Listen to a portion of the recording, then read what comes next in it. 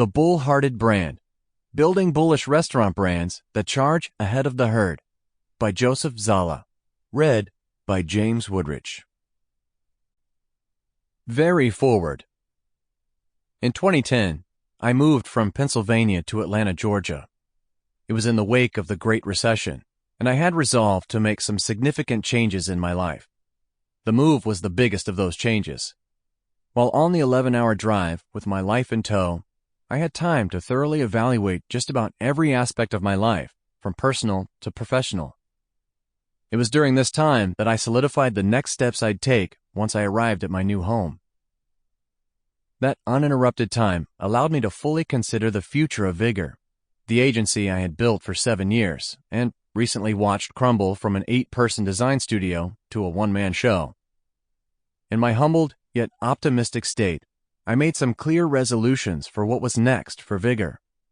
They all boiled down to one general philosophy: practice what I preach. Vigor's business model had been basic. We designed brand identities, collateral, and websites for companies who needed those things. From wedding retailers to pharmaceutical powerhouses, we took anyone and everyone who would write a check.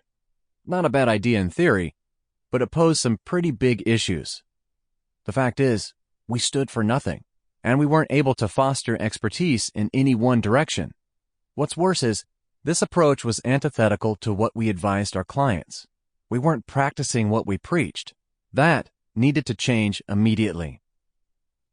Upon my arrival in Atlanta, I began to redirect the foundations of Vigor and its future. I took myself through the same branding process I used with my clients. This netted out a very clear path for the agency and a passion-driven niche. My love for what restaurants bring to this world would be combined with my adoration of branding and marketing. Vigor would become laser-focused on providing best-in-class branding and marketing for the restaurant world. With the newfound vigor for Vigor and a clear focus, I began recrafting every touchpoint. I then got to work on adapting the company's process, beliefs, and thought leadership articles for the restaurant industry. Before I knew it, I was writing a book. Fire It Up, Building Restaurant Brands That Blaze, was a small but mighty guide to creating restaurant brands. Its content was fueled by a mix of frustration and idealism. After all, I did just watch my agency fall apart. I wasn't exactly the most positively charged person.